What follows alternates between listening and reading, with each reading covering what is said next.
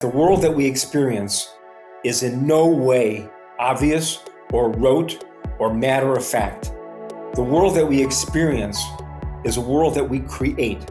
Our minds create the world that we live in, and our mind creates the world that we live in by perceiving and understanding relationships.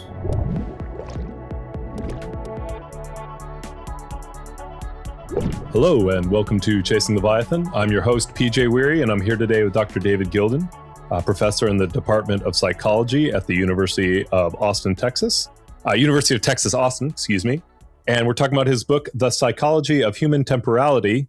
Dr. Gilden, wonderful to have you on today. Thank you. Wonderful to be here. So glad to have you. And so tell me, Dr. Gilden, why this book? I'm going to give you long answers. Because long answers are indicated. I've been doing experimental psychology for about 35 years, and I have always regarded books written by experimental psychologists to be largely a waste of time. They have they have a lifetime of about 15 minutes, and I've known for people who've written books that nobody have read. And it's kind of pointless. Our primary communication is through peer-reviewed articles in various psychological publications, and that's what I've been doing my whole life, or lived for the last 35 years. And so somewhere around 2006, 2007, I started teaching a course in the psychology of music, and developing a lot of ideas about Gestalt psychology, which we're going to talk more about. And I had a graduate student who was encouraging me to write a book. This was, 20 years ago. And I explained to her that books are a waste of time in psychology. Nobody reads them. And they're idiosyncratic and weird. There is one book in my field which is really great. And it's called An Ecological Approach to Perception by James Gibson. And this single book, it may be the most important book ever written in psychology. And I recommend it to all my students. I have multiple copies. It's influenced my thinking, as well as the thinking of a whole generation of psychologists. Outside of that book, I don't see a whole lot happening. So I was not predisposed to writing a book. And so I explained to Tanya, books are a waste of time. So over the 20-year period, since she mentioned this, and I've been teaching this course in the psychology of music, I published a number of articles in Psychological Review and in other journals, Journal of Experimental Psychology, and they're really difficult articles, especially the article in Psychological Review. And at some point, I began to think that I wanted a wider readership for the work that I was doing than I was going to get in this it's a very prestigious journal. But it's the article was difficult, really difficult. I gave it to I gave part of it to my lab assistant, my lab manager to read, and she just looked at me and said, "David, this is so dense, I can't read it." But that's academic ease. We write dense, and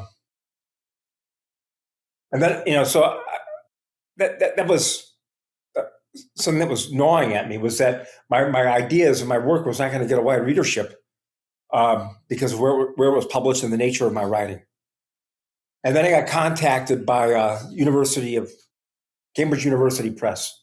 I thought it was a joke at first, but then I realized this guy was actually legit. He actually is an editor there. And he wanted me to write a book on music.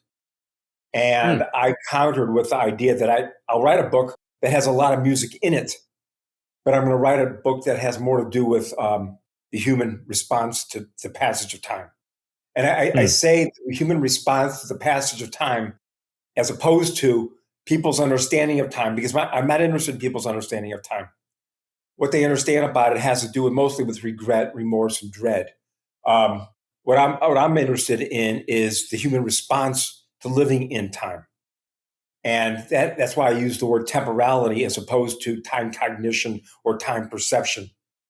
And the editor was agreeable to it, so I embarked on what may be a really fruitless and stupid journey of writing a book that expanded on my articles And I'm not sure I'm going to even sell 10 copies. Maybe I will.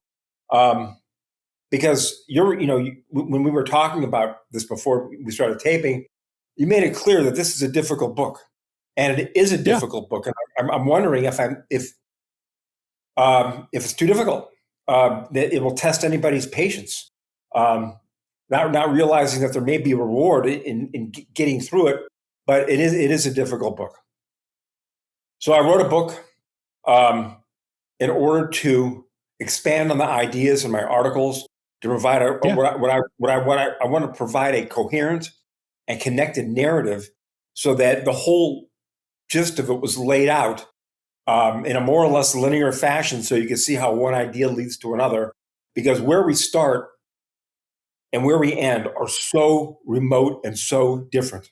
I start off with, how do psychologists think about the passage of time? And I end up in a study of biology and what's called allometry, which is how the dimensions of animal bodies impacts their cognition. So I start off with a really abstract thing of how do people experience time, and I get to how does the body structure time. And we made a series of discoveries in our experimental work that made that question and that endpoint meaningful. But the journey I wanted to lay out in a more or less continuous and coherent fashion. So I wrote this book, and as I was writing it, I told the editor on several occasions, this is a difficult book, and I'm not sure who's going to read it, because it's not like Malcolm Gladwell.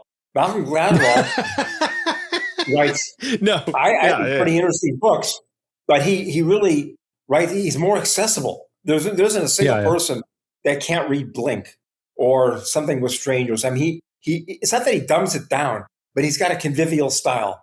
And another author, Steven Pinker, is a great example of a really good science writer. I'm not sure that I'm a science writer. I'm a researcher that wrote a book. Yeah, and that's a distinction. So the reason I wrote the book was I wanted to put my ideas into a narrative form that wasn't academic and wasn't published in the journal Psychological Review, that hopefully be more accessible. I'm not sure I succeeded, because even though it's not as dense, the book is not as dense as my academic articles, it's still difficult. So that's why I wrote the foreword that I did, where I made it clear that we start off with existential philosophy and move into Gestalt psychology, in which there's a lot of experimental work. And that's one of the things that really distinguishes my book, is that I really get into the weeds of how experiments are done and what we learn from the experiments that are relevant to the ideas that I'm trying to promote and explain.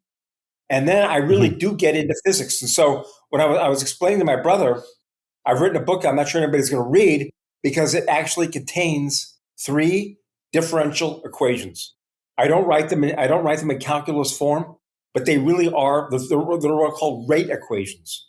And there are 3 rate equations that have to do with my ideas about how forgetting occurs. And this physical underpinning is present in really all of psychological theory, and it's even present in introductory psychology courses. But nobody mentions it because it's just way too scary. So when people have an intro to memory, for example, they'll talk about the power law of forgetting. And this is a really famous thing that was discovered back in 1890 when the very first memory experiments were done. And there is a specific rate at which forgetting occurs. And rates come from rate equations. It's just that nobody in psychology talks about rate equations. Well, because they're psychologists. They don't speak equations. Equations aren't in their lexicon. And so the underpinnings, which are in my book, and I'm interested in how do we end up with a law of forgetting? Well, we're going to end up with a law of forgetting when we look at what creates those laws. But that's me as a physicist writing a psychology book, and that's another thing that makes my book difficult, is that my education is not in psychology. My education is in theoretical physics, and theoretical astrophysics in particular. And so I was a practicing astrophysicist for a decade before I ever even thought about going into psychology. And that's just a personal journey thing that it really isn't relevant, to this podcast. But I had a crisis in my life in which I wanted to do something else besides do astronomical theory. And I wanted to have a larger life, and I wanted to teach a more diverse and broad base of students than you get in physics courses. And so I became a psychologist. Literally, the National Institutes of Health gave me a 4-year grant to transform my career. And I went from being an astrophysicist to being an experimental psychologist. And then I got jobs in the field of psychology. I was never a professor in astronomy, but I did several postdocs. And when I wrote the book, I'm writing it out of my head, right? And so my head is full of physics and full of numbers because that's my happy place. That's where I start off. And so, the book, I don't think it's possible for me to write a book that doesn't have equations in it.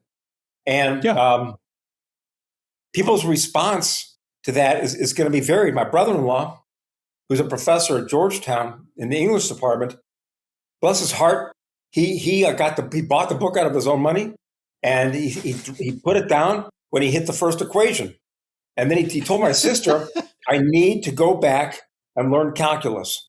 He's 85 years old. And so he got a book in calculus, which is not true. You don't need a book in calculus to read my book. But that was his Rorschach response to the ink blot that I presented him. I had an equation in chapter 1, and his response was, I'm not educated enough to read this book. I need to go back to school. All right. Well, yes. And I appreciate you sharing that. I want to encourage you that I think, however, I believe that this book can find its readership. I hope that I can be a part of that. I think maybe one way to approach this, and I would love to hear, what are the 3 equations that kind of form the spine of this narrative journey? Is that am I tracking with you there? Well, the equations appear at a specific juncture. Yeah. So let me just sort of lay out how we get to equations and why equations might even be remotely relevant, because that's not obvious, since the field of psychology does very well without equations. So in chapter 2, which is really where the book begins, chapter 1 is more or less a deconstruction of the field of temporality, the field of timing research. And I'm arguing why we need a different approach. And the approach that's laid out in chapter 2 is that the world that we experience is in no way obvious or rote or matter of fact. The world that we experience is a world that we create. Our minds create the world that we live in, and our mind creates the world that we live in by perceiving and understanding relationships. And relationships, this is, I don't want to make this too complicated. But let me just give you an example from my music course. So sure. Here's a clap. And here's a clap. And here's a clap. And we're experiencing these things as just one clap after another. And I deliberately created that so that you hear them as just being one thing happening after another. But listen to this. Now you perceive some rhythm. And that's what it means to experience the claps in relationship to each other. You begin to create what psychologists call an emergent property. And that emergent property that comes out of the claps is a feeling. The feeling emerges in your body that is created by the claps. So now we got in the world more than just what's in the world. What's in the world is the sound pressure and the waves that are created by claps. And then in the mind, we've got rhythm. And the rhythm is not in the world. The claps are in the world. The rhythm is in the mind. And so that's where the book begins, by pointing out that the world that we experience is a world that is full of emergent properties. The world is not given in a rote or matter-of-fact way. Animals come into the world and they start perceiving things in relationship to each other. So here's another example. I'm a musician, so most of my examples come from music. What do you play? I play trumpet. Oh. I've been playing. I didn't see it. Sorry. Go ahead. So here's a note. Mm-hmm. Here's a note. Here's a note. And you're hearing those as one note after another. But now we're going to make melody. Now we took those notes and we hear them in relationship to each other. We hear minor. It's not a major sound. Major would be minor. You hear minor sound. You hear notes rising. They're not just happening one after another. They're making a contour. And we hear this thing called melody. The melody is not in the world. The notes and the vibrations are in the world. The melody is in the head. And melody is really subtle because that melody can be transposed. It doesn't have to even have those notes. We can, if I want to sing, if you want to sing St. James Infirmary, the same song. The same song, different notes. What's in the world of the notes? What's in the mind is the melody. The mind is creating relationships. That's chapter 2. Can I ask a question here? It feels like this also is complicated, and I understand you're just doing the examples. I want to make sure that I'm on the same track with you. This gets complicated by the concept, and the only name I know it by is, I think it's the Japanese term ma, the idea of silence. So for instance, I need to make sure I do this. If you're doing octaves and you're doing the scales, and it's a kind of classic joke to do to musicians to play the first 7 notes and then not play the 8th because they'll need to finish it. And so the silence of the 8th note that should be there becomes part of the experience of time as well. So that silence, isn't just about, it's not just about the notes that are being played and whether they're continuous. It's also the silence and we create time around in the melody and in music and in life and this pattern recognition around silence as well and absence. Is that another complicating factor? No. What you're saying is spot on. I would rephrase it a little bit. So yeah, we take the St. James Infirmary. Yeah.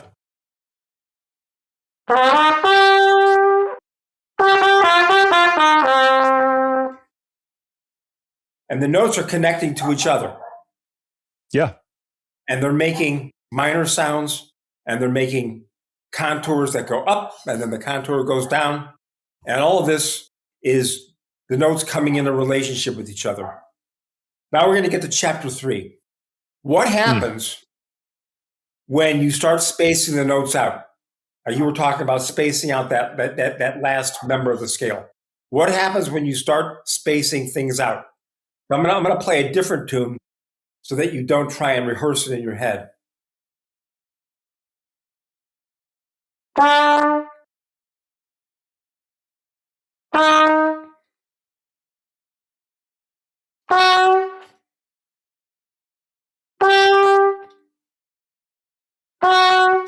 What's happening there is the notes, because they're separated, they become detached.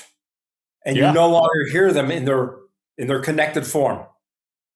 Because I have no idea what that is. Yeah. The notes are still in the world, but they're not making a good scale. They're not making good contour. What's happening is they're disconnecting, but they're not active. It's not like they're not active. They're very active. These notes are very active. And what these notes are doing is they are taking the silence around them and creating a note island. So it's not like this thing is naked. That note is not naked. It lives in silence. That silence provides a context for it. The silence accretes around it, and it makes it an island. An island is not just a landmass. An island is a landmass in the ocean. And it is separate, and the ocean separates it. And that's what's happening with silence here. accrete. Silence accretes. Silence accretes. And what's happening here is we got two things going on. One, if we play the notes fast enough or close enough to each other, we get the emergent property of melody and of scale and of key and of contour, among a bunch of other things. And when you separate them, you get islands. And islands are kind of like all the same. Here's a beat island. And then the silence accretes around it. And you're not getting rhythm. You're not getting pulse, but you're getting plenty of other stuff. You're getting silence forming islands around these beats. When you speed things up, now you begin to hear something Arabic. I'm using an Arabic scale there. And that, you would never have heard that if we had not allowed them to come in a relationship with each other. That's why I chose it, so that you couldn't say, oh, no, I'm hearing it anyway, because you weren't hearing it anyway. It really I had no idea. Just hearing one thing after another. So that's chapter 3, is that when you separate things in time, instead of getting connections, you get islands surrounded by silence. Can I ask a quick question? Sure. Go ahead. Sure. So is it possible, and this may relate to the calculations you're talking about, when you talk about the law of forgetting, some people have better memories than others, and some people's perceptions are trained better than others, or they have better capacity, so that for like a musician, if you do that, and I had no idea, I could not hear it, but are there people that when you do separate it, where most people don't hear it, they're able to hear it in anyways to trace the emergent properties? They can rehearse it. And musicians do this kind of stuff all the time. For example, if you want to play a ballad that's at 50 beats per minute, which is really slow,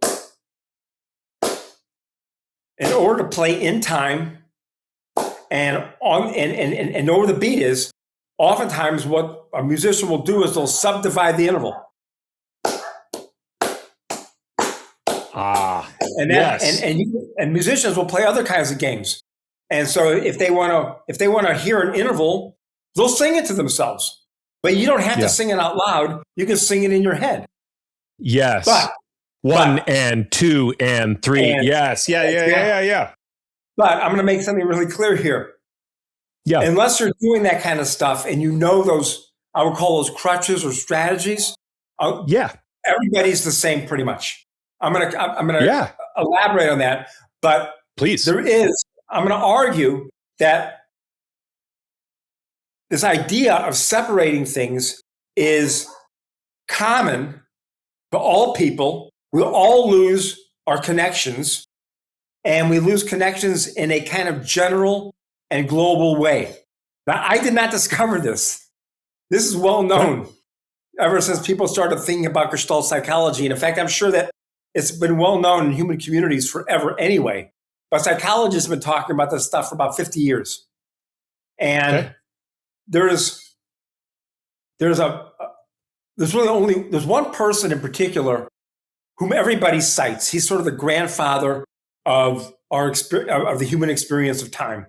And his name is Paul Fraisse. It's spelled Fraisse. And he wrote an article in which he sort of lays out his experience of how things fall apart in time. And so he thinks about the word bitter. And he says, when I say bitter, it sounds like a compound word. But when I say ter, I don't hear the word anymore. I just hear two syllables. And he says, well, how long do I have to wait between bit and ter before I no longer hear the word and I just hear two syllables? And that's really what my book is about. And it takes about 2 seconds between the bit and the ter before you stop hearing the word and you start just hearing bit, ter. That 2 seconds is not about the word bitter. It's a global experience. So the best example, and the ones that humans know most about, is the metronome. If you go online and you ask for a metronome, you type in online metronome into a search tab, a metronome will come up, and 90% of the time, the metronome that comes up has an ending at 40 beats per minute. And if you buy a metronome, Yeah. like a Seth Thomas metronome, because it's manufactured and thought goes into how do we build metronomes that people will actually use, those metronomes definitely go down to 40 beats per minute. Well, 40 beats per minute is the societal, cultural understanding of the absolute slowest that you can recommend playing music. Any slower than that, people are going to probably be lost. And they're going to be lost because the beats stop forming relationships and they start forming islands. And the conductor, their hand motions start the conductor no longer knows what the beat is. And so they're just flailing, or maybe they're subdividing. But if they're not, they're flailing. And the people that are listening to music are listening no longer to connected streams of sound, but they're listening to note islands. And when does that happen? Well, 40 beats per minute. If you're driving down the highway and you see an exit and it says 25 miles per hour, that means don't do it faster than 25. When you see a metronome, that's 40 beats per minute, which is a second and a half between each beat. What that metronome is saying is don't try and play music in which the quarter notes are separated by 2 seconds, because you're not going to be playing music anymore. You're just going to be wandering around, lost. That 2 seconds is really important. Yeah. And that 2 seconds is a general thing. So, for example, if I say to you, or you say to me, do you understand what I'm talking about? Well, I'm going to nod my head at you, and I'm going to tell you that I understand. Here we go. That gesture means yes, I understand. If we were in India, we'd probably go like that because they have their own way of doing things. But this means yes in America. Now, what would happen if I separated those head motions by a second and a half or 2 seconds? It just looks weird. It doesn't look like this. Yeah. It just looks weird. So gestures, music, bitter, everything is falling apart when you start putting time in between them. Okay. Why? What's happening there? Something is getting lost. Now, when you're playing the beats aren't getting lost. We can, a month from now, we can go back and think about what we talked about, and you'll remember that I went like that. The beats don't get forgotten. The beats are now part of long-term memory. And the fact that beats were played are now going to be part of your life for the rest of your life. Those beats are now part of you. What gets lost when you start forming islands and you stop feeling pulse and you lose the thread is the relationship gets forgotten. The glue in between the beats gets forgotten. The glue in between my head motions that makes a gesture gets forgotten. The glue between notes gets forgotten. There's something, the thing that intermediates, that connects things, it gets forgotten. That's where my book really begins. That's where I started making a contribution. I did not discover Gestalt psychology. And I did not discover that that timing is really important in whether or not you experience relationships. But I'm the first person, I think, to ask the question, well, what's going on here? What underlying, I don't want to use the word mechanism, but I'm going to. When you say words like mechanism, it seems like you know what you're talking about when I don't. There's some kind of process that's occurring that it connects the beats to make rhythm or connects the notes to make melody. There's something that process is stopping the work. It's just stopping. And we're getting islands instead. We lose the connection, and now we got note islands and beat islands and head movement islands. And everything is just one thing after another at some point. So is this where we're moving from like a study of duration to the study of memory because of the loss of relationship? Right. Am I tracking with you? Yep. Something is getting forgotten. So we can call it memory. Why not? Why not call it memory? Yeah. Well, there are good reasons not to call it memory. Okay. Because when I was just going off your chapter outline, but okay. when people talk about memory, they always think of memory as something in their heads, and they're storing information. So I'm going to remember, you and your style and your clothes and all this stuff. It's all information, and it's all getting encoded, and it's all getting stored in some sense. And that conception of memory is not going to help us or anybody in understanding the kind of forgetting that's involved in losing the thread and melodies falling apart and rhythms falling apart. Because the connections are not information. It's not data. It's not information about the world. There's something else that's going on here.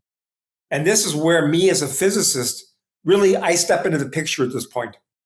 Okay. And one of the things that everybody in physics knows is that there's lots of forms of memory that do not involve brains, and they do not involve cells or neurons or storage or proteins or anything that you would want to put in your head and try and make a memory out of. There are memories that don't involve any kind of information. So what I do in the book is I try and enlarge the idea of memory so I can accommodate not only the way psychologists talk about memory, but the kind of forgetting that occurs when beats are separated by 2 seconds. So what's happening between those two beats is that the sense they go together is getting lost. And when I say bit and tur, the way that bit wants to connect to tur, it gets lost. It's looking for a partner, but it loses track of it. Yeah. Okay, so a conception of memory that we're going to need here is a dynamical form of memory, a memory that is part of physics. In physics, you don't have to have cells to talk about memory. In physics, anytime the past influences the present, you could talk about that system as embodying memory. So, anytime the past influences the present, you have predictability. That's what prediction is. It's when you use past information to predict what's going to happen in the future. So prediction can be the bedrock of memory instead of cells being the bedrock of memory. So instead of storing information as a paradigm for understanding memory, we're going to say memory exists whenever the past influences the present, or whenever the present influences the future, whenever you have a connection over time. Okay. And examples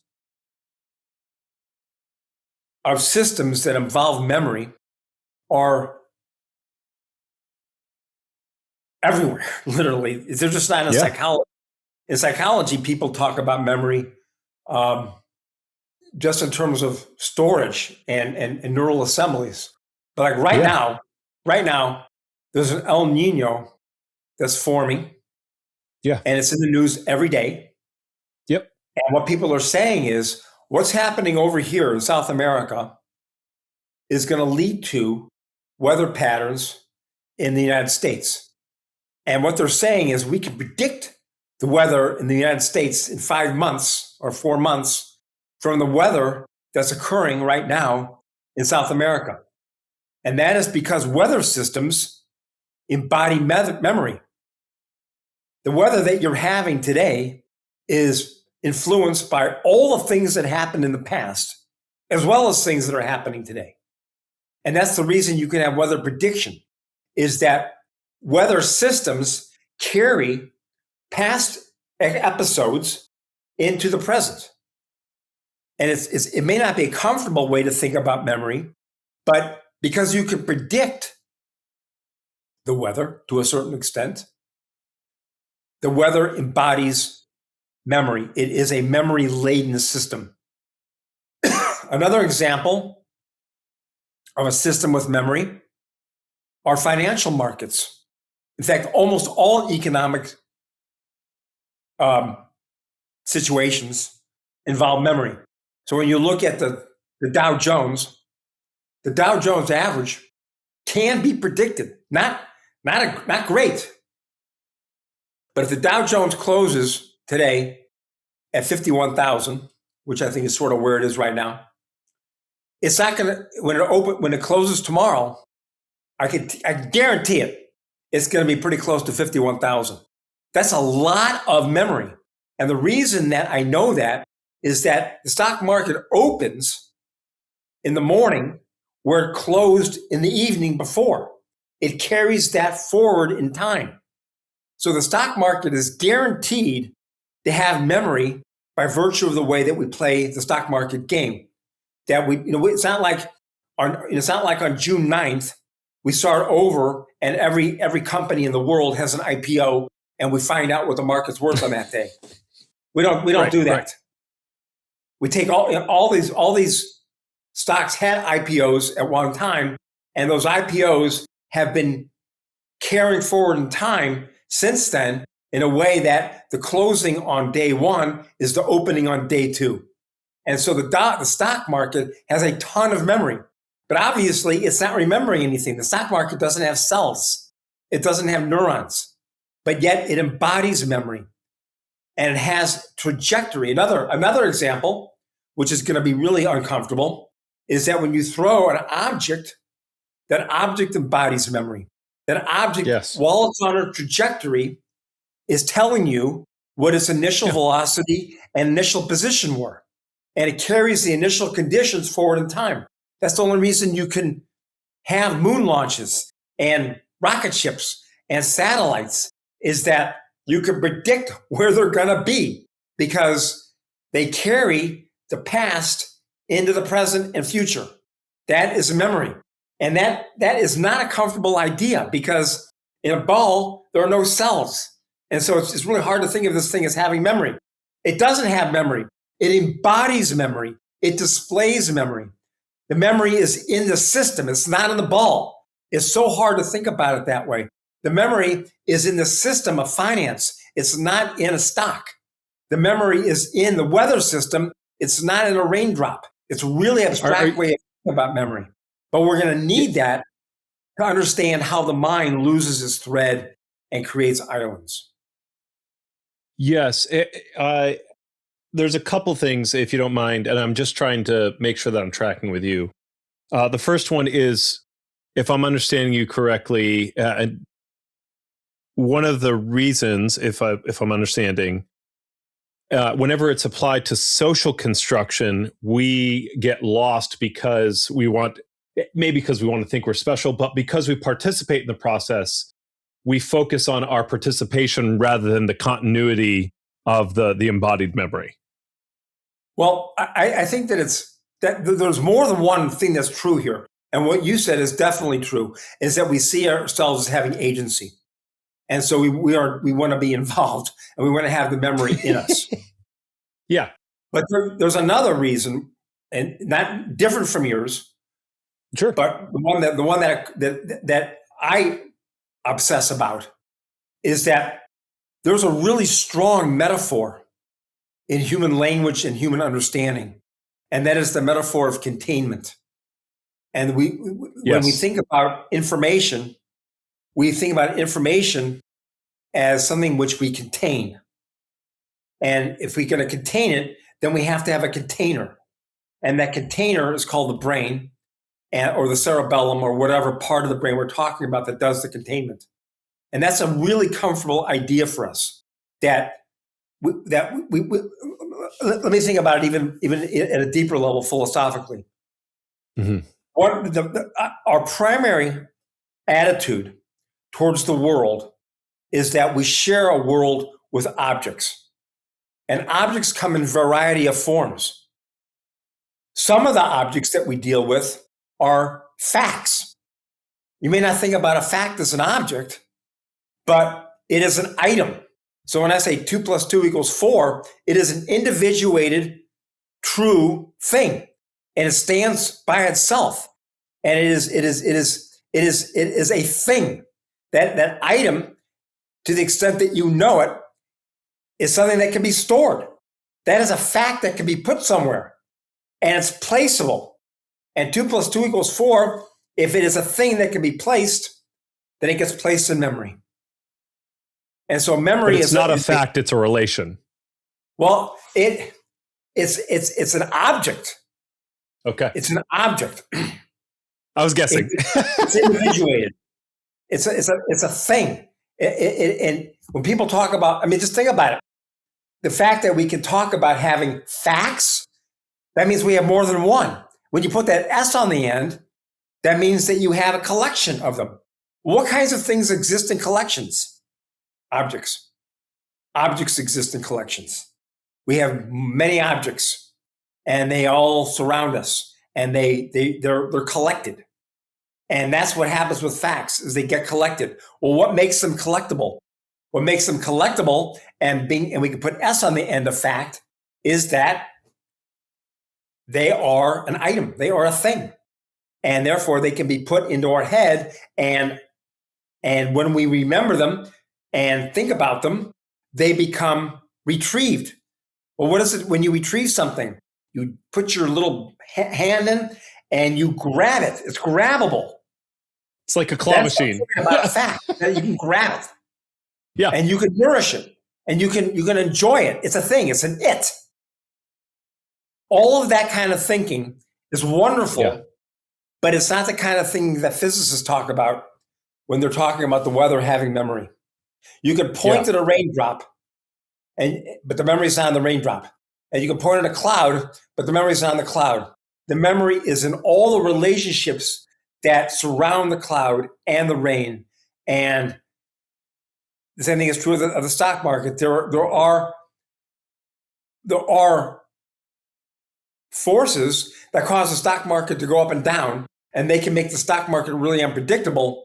But the fact that we can still do some prediction means that there's a through line, and that through line is memory.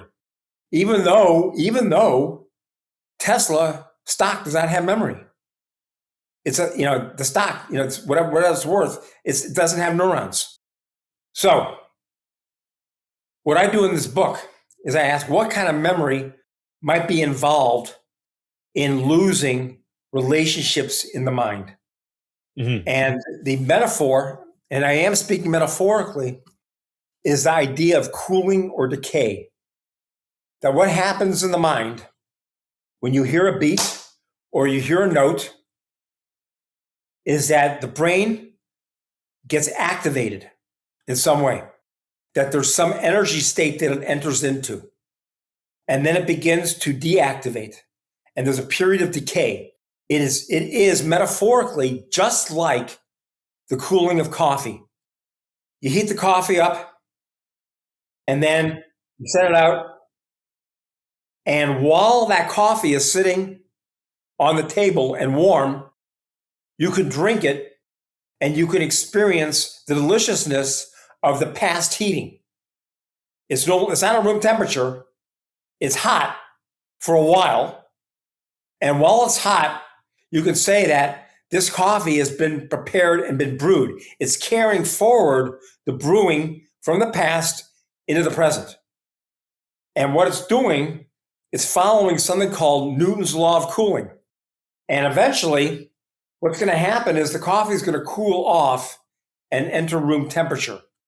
When it enters room temperature, it just becomes undifferentiated. That whole earlier epoch of heating and brewing is lost. It's now in equilibrium with the world. But there was a period of time while it was cooling off that things could happen. One thing that can happen is you can lift up the cup and drink it and enjoy it. That is a potentiality that exists because of something that happened in the past. Okay. So here's my idea. Is this where the this is where the math comes in, right? Here's where the Because math you're comes able in. to use the. Go ahead. Okay. Sorry. Go Here's ahead. where the math comes in. We're finally there. So here's a note. Yep. It's like cooling coffee. We just prepare the note and set it out on the table. While it's cooling off, things can happen that can allow that note to come into relationship with other notes. So you hear that minor interval. Bum, bum, bum. That minor interval gets prepared by the energy that gets put into your head when you hear, your mind is ready for that second note. If that second note comes in early enough, it can connect to the first one and make that juicy sound. If it doesn't come in,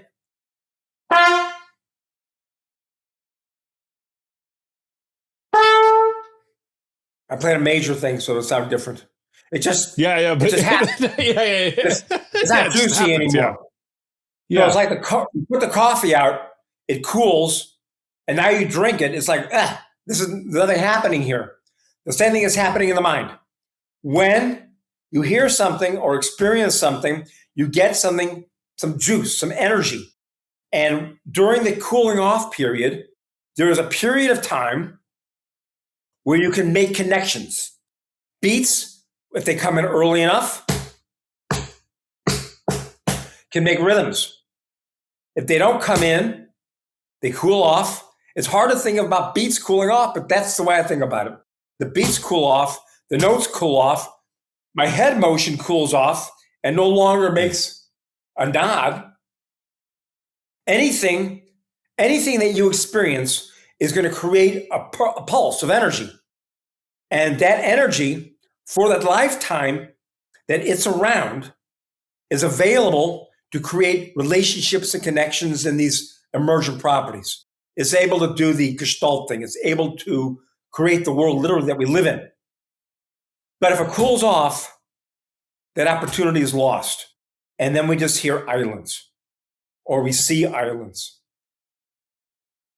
So here's the thing that I got interested in. Yeah.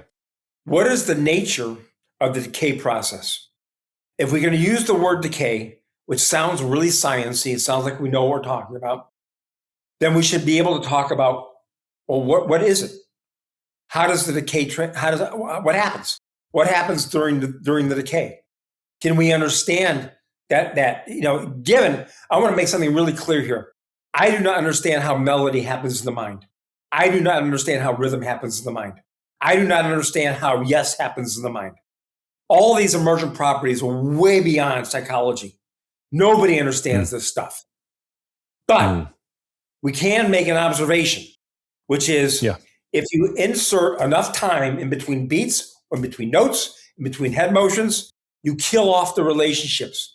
This is not about the experience of melody. It's not about the experience of rhythm.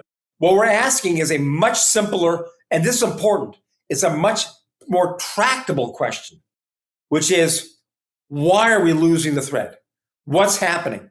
Now, when the thread is there, and you're hearing melody, I don't know what's going on. I do not understand how music happens in the mind. Okay. Nobody does.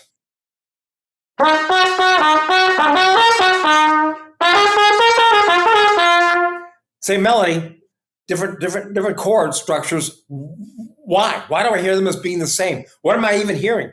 I don't know. It's just weird.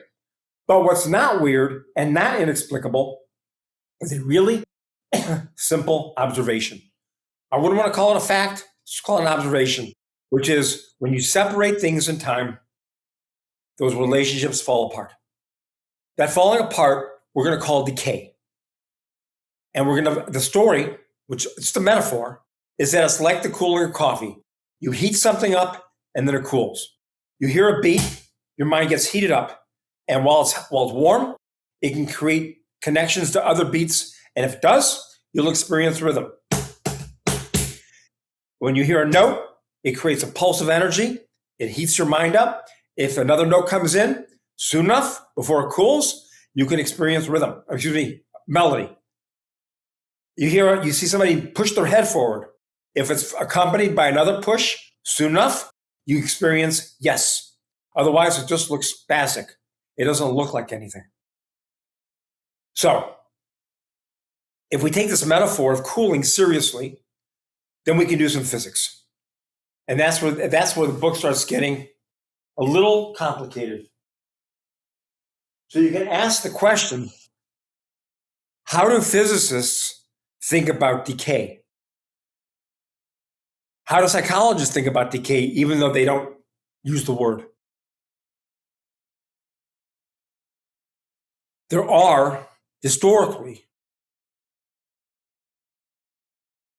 two different major ways of thinking about loss and decay. Nature generally has its own ideas about decay. Most natural systems, in fact, infinities of them, decay using what's called an exponential process. Basically, what that means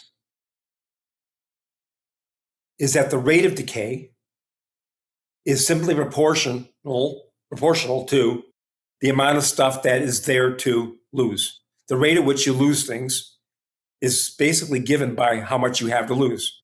So if you're at a casino and you've got $20,000 in your pocket and you bet large sums of money because you have large sums of money, you will lose large sums of money quickly.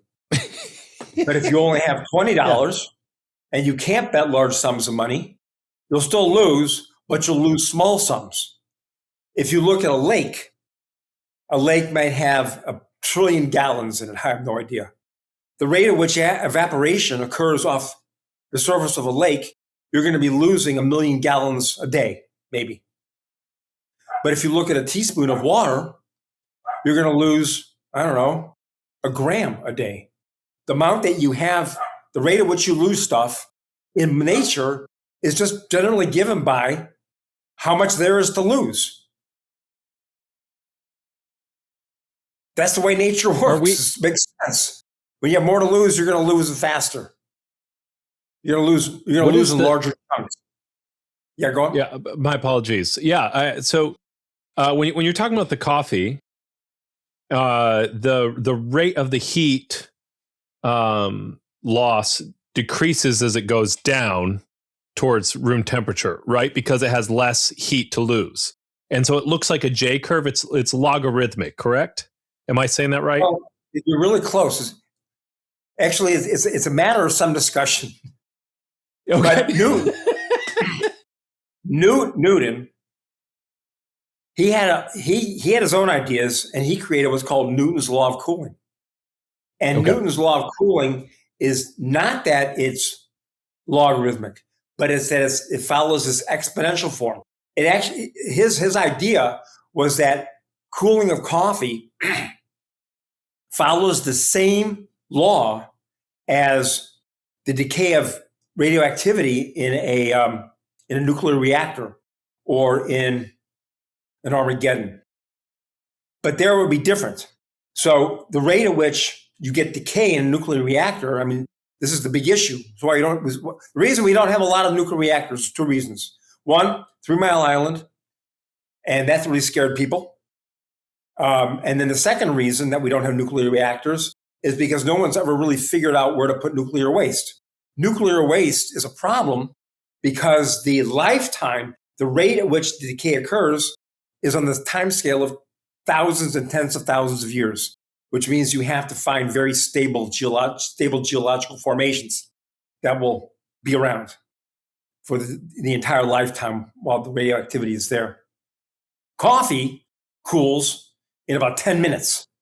But Newton's idea was that it's the same law. They just have different lifetimes. The cooling lifetime is 10 minutes. The lifetime of radioactivity can be anywhere from a nanosecond to 1 billion years, depending upon the quantum mechanics. and the nature of what's decaying. Uranium, plutonium, those things are going to be long, but there are other kinds of nuclear interactions that don't take years, but take literally a billionth of a second. And so the details matter. And what I'm arguing is something is going on in the mind, yes, where we have decay. Yes. Not 10 minutes. If I separate notes by 10 minutes, I mean, you're going to leave the room. If I separate notes by more than a couple seconds, you've already lost the thread. So the mind has a decay time, which is just by observation alone. If we just take this metaphor, it's a couple seconds. Mm-hmm.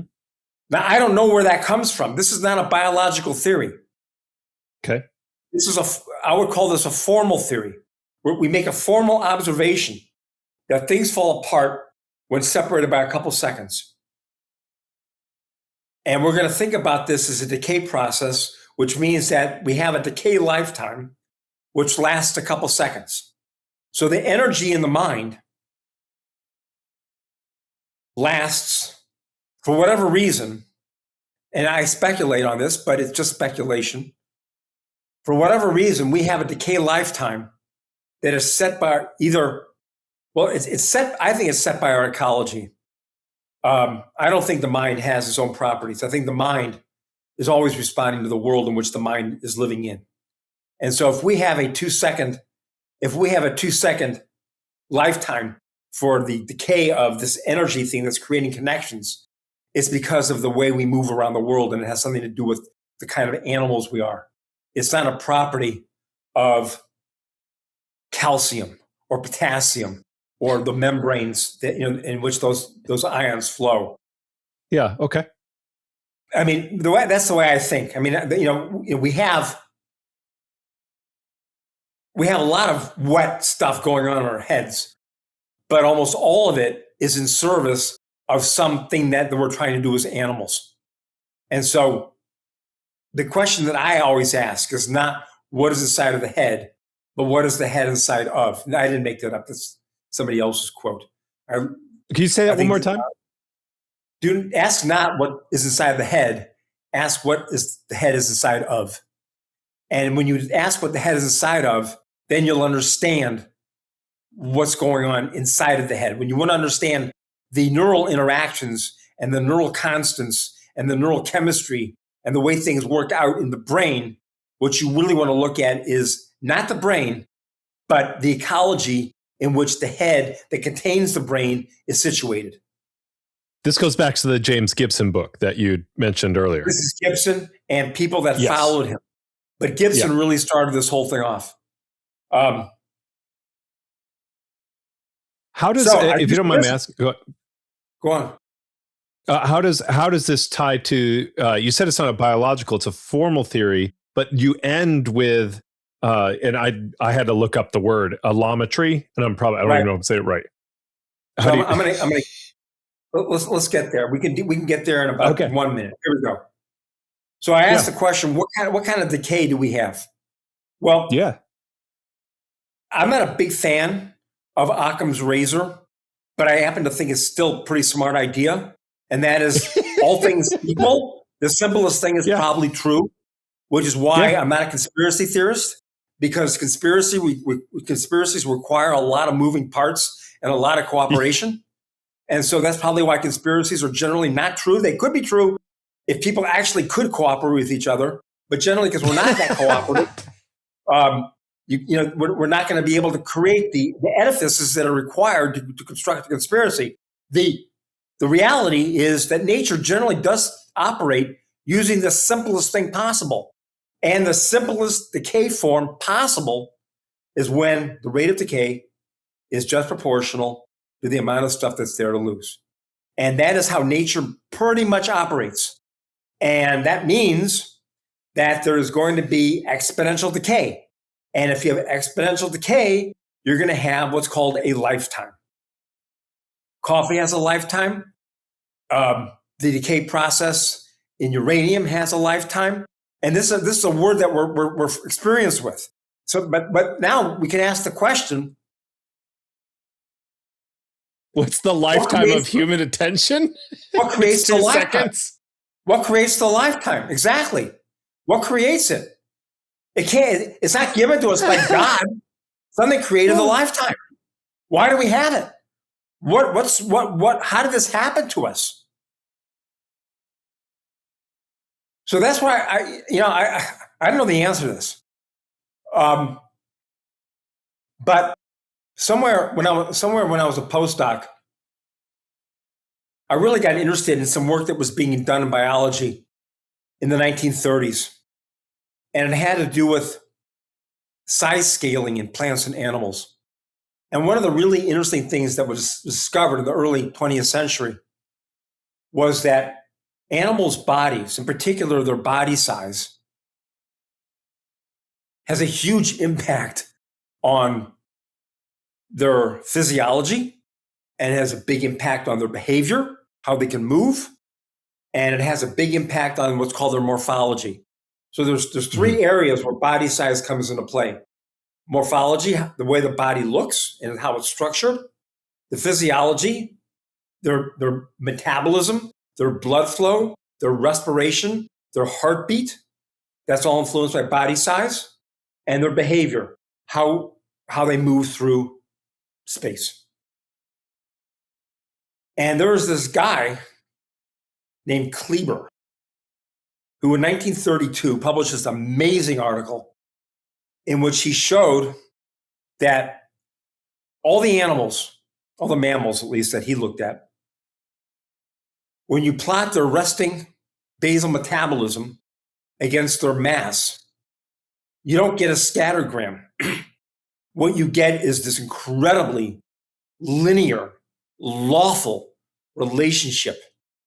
And whenever your data, you're plotting body size versus the rate at which the body consumes energy, and you get a line, that tells you you've discovered something. Something's going on here. Yeah. And this became, he didn't know what was going on, but it became known as Kleiber's law. Okay. And this was really interesting because nobody really knew why this line had the properties that it had. And for the next, it's still going on today. So 90 years later, people are still trying to figure out what's going on with animal bodies that makes the body size, the size of the body, pretty much completely determinative of the rate at which you breathe, the rate at which your blood circulates, the rate at which your heart pumps, and how long you live. Those four things are pretty much just guaranteed to be set by your body size. Now, there are going to be other factors. So, for example, large dogs do not live longer than small dogs because large dogs develop generally because the way we breed them. I don't know what would happen if we didn't breed dogs, but if we do breed them, and what we end up doing is we create large animals that have hip problems. And so they don't tend to live that long because mobility is a big issue for dogs and really everybody. But if you take those kinds of things out of the equation, it is the case that elephants, which are really big, they live longer than hamsters. And they live longer than elk. And they live longer than bears. And as you get bigger and bigger and bigger, a bunch of things happen. Your heart slows down. Your respiration rate slows down. Your blood circulation time gets longer. It takes longer to circulate blood through your body. And you live longer. All those things go together. And I just think this is something to pay attention to, okay? I'm just saying, it's really interesting. And there are books now, many books, that catalog all the things that are going on with animals that are influenced pretty much just by body size. And that field is called the field of allometry. So I asked the question, maybe, or pose the idea, maybe these lifetimes that set how long we can keep beats alive in our head, or notes alive in our head, maybe that is set by our body size. Why not? Everything else is. Now, there's never been a suggestion that body size influences cognition in this way. There is a large field in psychology called embodied cognition, but that is not what they're talking about. They're not talking about gestalt and the formation of relationships. It's a different field having to do with. Yeah. It's not that it's not interesting. It's when people talk about embodied cognition, they're talking about other stuff. What I'm asking is, maybe it's the case, if we looked at it in the right way, with enough precision and with the right instruments, we might be able to find out that large people are embedded in time in a way that's different than small people. That big people are like elephants and small people are like hamsters. That small people live in a smaller world. In other words, if a small person wants to experience rhythm, you can't separate. They can't use a regular metronome. That second and a half at 40 beats per minute is just too much for them. They're already hearing islands. If a small person is going to experience rhythm, you've got to get everything closer together because their decay time is shorter. That beat just decays quicker, and that beat that was there is no longer available to hook up with another beat. So they experience, they're better attuned to things that are happening faster, and taller people are better attuned maybe to things that are happening slower. Or at least a taller person is able to experience melodies that sound like sound islands to a shorter person. And a tall person might be able to experience rhythms that don't feel like rhythms to a short person, simply because they have longer decay times. They resonate longer, because that is the way it would work if we were talking about blood flow or if we were talking about heart rate. So a heartbeat in a tall person may be this far apart, and the heart rate in a small person may be this far apart. And when you collect the data, that's actually true, that tall people do have slower heart rates on average. We actually ended up getting this data. It was hard to find. You would think that because every time you go to the doctor, they measure your pulse and they put you on a scale and measure your weight and they measure your height. I don't know why they measure your height. It's not like it's changing a lot, but they do. And you would think all that data would just be there, but it's not. It's not published. But I did find one article in which they had a bunch of people. It was published, and it's a beautiful relationship. Tall people do have slower heart rates than shorter people on average. And maybe it's a conjecture. Maybe this is also structuring the way we experience reality, the way that we're creating the relationships in time. So this is where Taylor comes into play. So we're done with the physics. We got out of the physics what we needed. We got a law, and that law gave us a lifetime. And the lifetime, we don't know what to do with it, but we think maybe body size has something to do with it. I'm not saying that there's a direct connection there. This is definitely a what if kind of thing. What if body size has something to do with it? So I had this really talented undergraduate, and I invited her to work in my lab. And I said, "Listen, Taylor, let's see if this is true. Let's see if body size experiences people's ability to connect beats together to make rhythms. Let's just start there." And she's a person who is just beloved. And when she went to high school and middle school and elementary school here, I think there was one school she went to called St. Andrews. And St. Andrews loves her. And when she asked if we could test their children in their ability to create rhythms, they said, fine. Yeah. You have total access and freedom to come into our after school sessions, and you can do drumming experiments with our kids. And then we also did drumming experiments with all the undergraduates that we could get at the University of Texas. So we had short people, we had tall people, and what we would do is we would put headphones on them, and we would let them listen to a rhythm So they listen to Yep. up, up, up, up, up, and they listen to it for a little while, and then we have a really nice drum for them that's electronic, and it makes a really nice sound, and they can hear it in their headphones, and then they start beating in the same rhythm. But the metronome's turned off. They got to do it on their own. So they listen to the metronome so they know what they're trying to make. And then the question is, can they make it? And we test them at fast rhythms, and we test them at slow rhythms, and everything in between. Mm-hmm. And we look at, and this is where things get technical. I go into the book in this. I'm not sure it's that readable, but this is sort of my jam, is looking at data and trying to figure out what's going on in the mind. So I look at the drumming performances, and I'm going to call them performances, even if they're good or they're bad.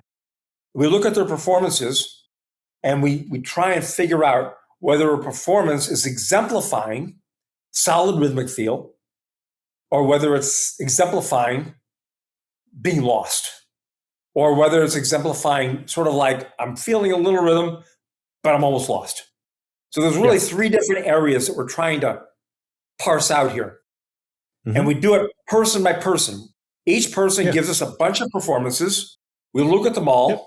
We don't know what their size is. Obviously, that would be like really, really bad science if you knew what their size was going in. So we look at their data, not knowing who they were or how big they were. And we look at their collection and we say, okay, at 80 beats per minute, they're looking good. They're looking good at 70. They're looking good at 60. 50 is looking a little wobbly. 40, they're lost. So somewhere around 50, they're losing their thread. Yeah. Well, 50 beats per minute is about 1.2 seconds between each beat. So we would say, when we plot the data, we go back and find out how big they were. That's the x-axis. The y-axis is 1.2 seconds. That's where they lost the beat. And so now we're going to make a plot of where they lose rhythm versus how tall they are. And that's where the book goes. And we make that plot. It took us years to make that thing, but we eventually make it. And what we find is, tall people can experience slow rhythms that make no sense to short people. And it follows a really lawful relationship. And here's the thing that's really sick. And I don't have an explanation for this. But because we can do these experiments with real fine detail and with real exquisite precision, we know pretty much exactly where they get lost. And obviously with a ruler, we know exactly what their height is. Yeah. We can figure out pretty much exactly how height impacts how they get lost. And we can create that law. Yeah. Well, we have all this other data, which tells us how people's heart rates are slowing down as they get, if they're taller compared to if they're shorter. And what we found was that they were the same law.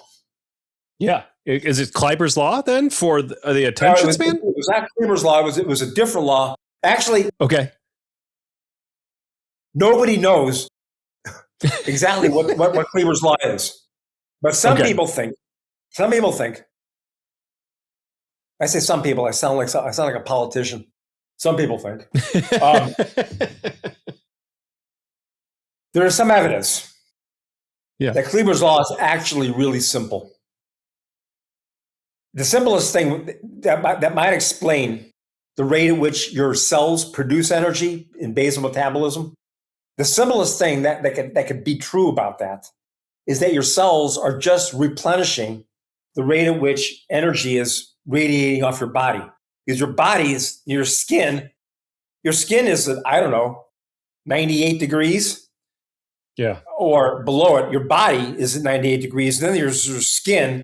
And then your skin is the surface between room temperature. And so what's happening is all this energy is radiating off your body. And the simplest explanation would be that taller people radiate more energy just because they have more surface area. And it might just come down to surface area. That animal bodies come into play simply because they have more skin. That would be the simplest explanation. And that actually does a good job of fitting the data. It was not the explanation that Kleiber came up with. The one that Kleiber came up with was more interesting, more Baroque. And that's why it attracted the attention of the world, really, because people ask the question, well, if it's not just given by the surface area of the body, something interesting and beautiful may be happening here. And really, really smart people came up with really smart ideas. In particular, there was a group at Los Alamos. Los Alamos, I don't know if you know this, but I mean, it's not just weapons there anymore. They have a bunch of scientists that are just really smart and think about smart stuff. And one of their scientists came up with the idea was that maybe the reason that our bodies have basal metabolism the way they do has more to do with the fractal nature in which the aorta splits off into large arteries, and those large arteries split off into slightly smaller arteries, and those split off into slightly smaller arteries, and those eventually split off into capillaries. And what you have is like a tree system inside of your body, and the nature of that tree is what determines the rate at which you do your basal metabolism. They came up, so they ended up talking about what are called fractals, and that was really interesting. But while beautiful and interesting, it may be completely irrelevant. It may just be surface area, and if it is just surface area, that is the law that we came up with. That the rate at which how people experience rhythm turns out in our data to be connected to their surface area. Weird. Yeah. But here's the metaphor. Yeah. Your mind is shedding this activation energy. And as it sheds it, you lose your ability to connect notes to each other and beats to each other and everything else.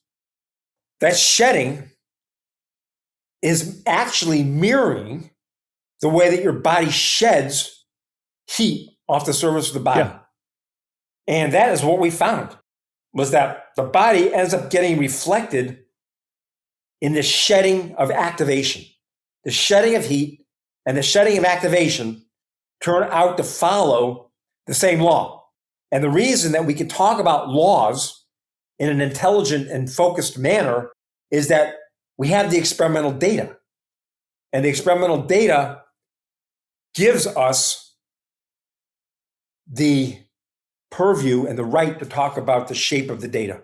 And that's all I'm talking about, is that our data has a shape, and the shape is the rate, is the same shape that your heart, in a community of people, their hearts determine, their surface area determines how fast their hearts. So that's it. That's the whole book up to the 10th chapter. That's Dr. Gilden. You've been very patient and you have laid out the entirety of it. And it was a fascinating journey. And I would not, I mean, the way that you connected all of that, I'm glad you wrote the book. I know that I know how you may feel about the book. I understand that the math may be difficult, but the narrative thread is there. And I think it's important that you put it out there. So thank you. Thank you for coming on today. Thank you for sharing it. I appreciate your having me on here. And I enjoyed talking about my book. I think it's really interesting to talk about the nature of reality. In fact, there's nothing more interesting. And absolutely, I really appreciate the opportunity to give you my thoughts about it. Thank you, Dr. Gilden. Have a wonderful day. Thank you.